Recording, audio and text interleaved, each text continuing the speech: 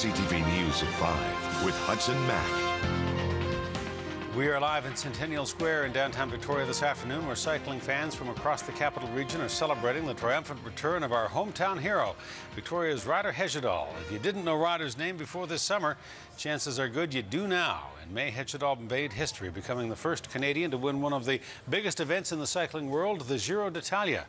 And now, after stops at the Tour de France and at the Summer Games in London, Ryder has finally ridden home. And let's hear from the man of the hour himself, standing by with our Myra Lawrence, who's just back from vacation today, and on the podium running the Q&A. Myra, I couldn't help but think the Ryder must have enjoyed a ride in a pedicab where he wasn't doing the pedaling today. Exactly. You know, had Ryder been pedaling that cab, it probably would have been here in just a few seconds. But Ryder is a little bit on vacation right now. August 10th, 2012. Let this be known as Ryder Hesjedal Day, and here is the man right here. Welcome home. You have your own day, Ryder. What does it mean to you to be part of something like this? It's amazing. I mean, this is great. I've only been home for a couple of days, and to have a day like this, you know, it's not just about me. It's about the community and everyone involved, and everyone that wants to have a good time. So it's pretty good. Your first time on Canadian soil, and you pick your hometown of Victoria to kind of make your debut coming back home since winning the Giro. Why Victoria? This is home. This is where I've grown up. This is where I live. I mean, that's easy. It's not choosing. That's just where I come. You know, this is home. Do you get used to the accolades? I know your life has changed so much, but here we are. We have, you know, pink bike stands now. We have a Ryder Hesjedal Day. We have Ryder Hesjedal beer. Your life has changed a lot in this year. Well, yeah, I mean, but I've been doing what I do since I was 12 or 13 or 14. I love riding, and I put in the work, and you know, I've just continued to do that through good times and bad, and you know, this is just a result of all that work. And you know, I think it's easy to see because people realize that too, and you know, that's what it's all about. And Ryder's work obviously extends off the bike. There's the Ryder Cycling Society of Canada. Lots of money going to young cyclists here today, Ryder. Yeah. So generous of you. Obviously something that's near and dear to your heart to grow the sport here in Victoria. Yeah, it's crucial. I'm an example of that. I was supported, you know, when I was young and wanted to be a professional mountain bike racer. You know, I don't know how many structured outlets there are to facilitate that, but you know, I went through all that. You know, if it's your local bike shop getting you into a club race, or your local federation, the BC Cycling Association, or reaching out to Ryder Cycling Society of Canada's website to find out opportunities to get more involved with the sport, and that's what it's all about, so that's what we're doing. And a rare opportunity to talk to Ryder and get some autographs today. I know your fans are already lined up around the block there, so we better let you go. Hudson, Ryder's in high demand today, but welcoming home our cycling hero. We'll hear more from Ryder coming up a little later on. All right, my thank you. Nice to have Ryder home, and if you weren't enthused about cycling in this town already, you sure are now. You sure are now. All right, my thank you. You're welcome. People gathered in the capital region last night to honor those who have died while peacekeeping for this country. The lawn of the legislature was packed with people wearing poppies and blue ribbons for the 20th annual Peacekeepers Memorial Day service.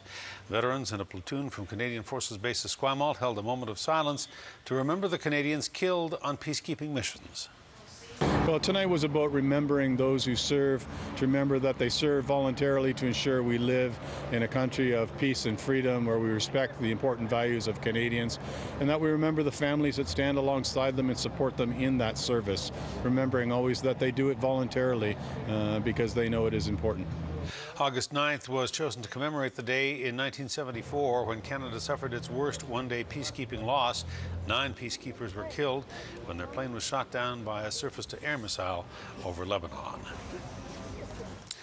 August 9th is also the day set aside to mark the anniversary of the nuclear attacks on Hiroshima and Nagasaki. People gathered at the Esquimalt Gorge Park for the ceremony last night. As is tradition, people launched lanterns in the gorge waterway as a memorial for those who were killed. At least 140,000 people died in Hiroshima on August 6, 1941. And then 3 days later, 80,000 people were killed in the second atomic bomb attack on Nagasaki. Well, the global economic slowdown has delivered a blow to British Columbia's job market. The latest numbers from StatsCan show that in July, nearly 15,000 British Columbians lost their jobs. BC has lost nearly half of the roughly 30,000 jobs that disappeared across the country last month. The province's jobless rate now sits at an even 7%. In Victoria, the unemployment number went from 5.3 to 5.6%. That's a worsening of a 0.3. The Ministry of Jobs says the positions were all part-time, seasonal work. About 9,600 full-time jobs were created since June. Experts say every province is seeing labor market fluctuations, but they did not foresee this, the country's unemployment rate rising this significantly month to month. Speaking of jobs, the end is almost near for the massive revitalization and rebuild of the Oak Bay Beach Hotel, and the next step is to staff the hotel. Management is looking to fill some 120 positions. Hi there, Daniel. Nice to meet you, Greg. The Oak Bay Beach Hotel is holding a 3-day talent fair looking for people to do everything from housekeeping to serving and cooking. Hundreds of people are undergoing interviews, hoping to secure a spot on the team. Some worked at the previous hotel and want to come back. Now they had done all these renovations, all this new hotel is very exciting to be part of it. So I think it will be something awesome to, something great to be working for. I've worked in a lot of luxury properties, and I know what's required, and I know what their vision is. I love the environment, and I love where you look out every day. The new Oak Bay Beach Hotel is being completely rebuilt from the ground up on the same lot where the previous hotel sat for more than 80 years. It will reopen in October as a 100-room hotel with 20 residences, a spa, mineral pools, pub, restaurant, and dinner theater. It opens to the public in October. Along with hiring the team, we'll be installing things like furniture, getting the computer systems running, firing up the kitchen, making sure that Chef Bose has all the pieces humming along so we can provide beautiful food along with the great service with the people we're hiring today. If you are interested in taking part in this jobs fair, it continues for one more day running through Saturday at Recreation Oak Bay. The cull is now complete at a Sunshine Coast fish farm after the discovery of the IHN virus at the site. 300,000 farmed Atlantic salmon were removed from the Grieg seafood farm at Culloden Point in Jervis Inlet. The fish farm was quarantined last week after the virus was detected. Protesters in costumes greeted people arriving at the Enbridge pipeline hearing in Comox today.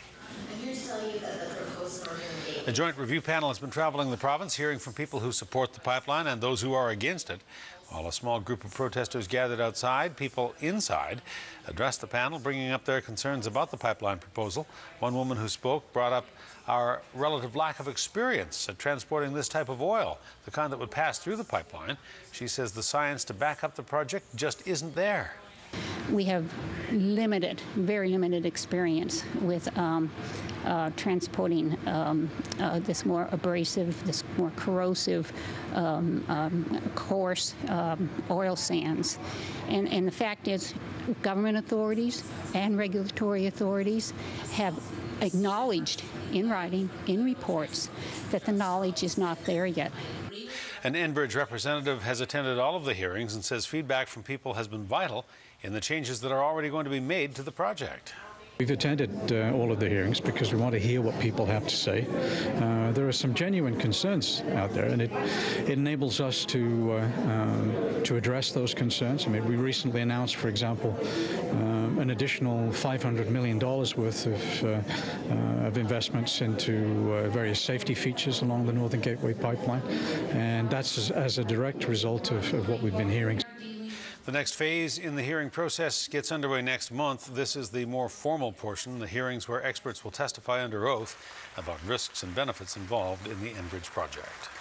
Our Myra Lawrence was Master of Ceremonies for the Welcome Home Rider event. She ran the Oprah-style question and answer session on the podium on the couch. She's live in Centennial Square with more. Mike. That's right, Hudson. It was a great time sitting up on the stage doing a little Q&A, laid-back, relaxed atmosphere with Ryder Hejdahl, who obviously is a little relaxed himself. The guy doesn't seem to ever get too anxious about anything, and he's got 100 or so fans still waiting to get some autographs, as Joe Perkins just said. And you know, what a great day here in Centennial Square. We had at least 300 people coming home to welcome home the Giro d'Italia champion. It's amazing. I mean, this is great. I've only been home for a couple of days, and to have a day like this, you know, it's not just about me. about the community and everyone involved and everyone that wants to have a good time. So it's pretty good. Your first time on Canadian soil, and you pick your hometown of Victoria to kind of make your debut coming back home since winning the Giro. Why Victoria? Wow, this is home. This is where I've grown up. This is where I live. I mean, that's easy. It's not choosing. That's just where I come. And Ryder had a chance to meet little Ryder. Yes, this young family just named their 5-week-old son Ryder after Ryder Hejdahl and all that he's done for cycling in Canada. How cute is that, Hudson? That was one of our special moments that we had this afternoon, and there were plenty of them. And here's a few special little guys.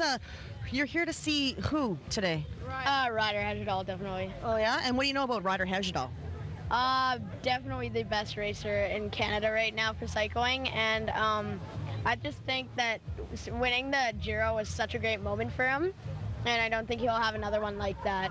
You think that was his highlight of his career right there? Yeah, definitely. And what about you guys? You're inspired by Ryder? Yeah, for sure. I just got into road riding and cyclocross, and this is definitely big inspiration. All right, and an inspiration as he inspires a whole generation of cyclists. Hudson, we'll have more on Ryder coming up a little later on. It's nice when the sports heroes are good guys and good examples, too. And give back. And he's sitting here signing every autograph and talking to people and not in a rush to get out of here at all. All right, Ma, thank you. You're welcome. The BC woman who won an exemption from a ban on doctor-assisted suicide will now be able to keep that right. The federal government had asked the BC Court of Appeals to overturn Gloria Taylor's exemption, but a judge has rejected the request. Taylor is in the advanced stages of ALS, Lou Gehrig's disease, but the judge says by revoking her exemption, it would only cause her more harm. Taylor was granted the waiver by the BC Supreme Court when it struck down the ban on assisted suicide earlier this year. It gave the federal government 1 year to rewrite the law. An injured sea otter has now died at the Vancouver Aquarium after being rescued from a beach near Seattle. The otter was found malnourished and suffering from infected flippers. It was treated at the aquarium in Tacoma before being transferred to Vancouver last week. Vets say the otter had care around the clock but likely died of liver failure and fluid on the brain.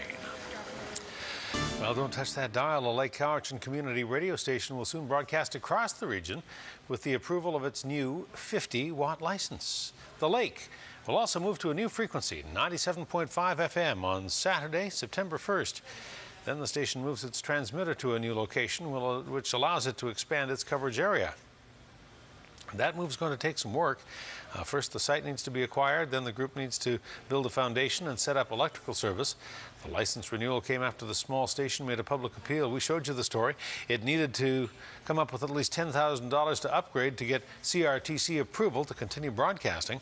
An anonymous donor came forward to keep the station on the air.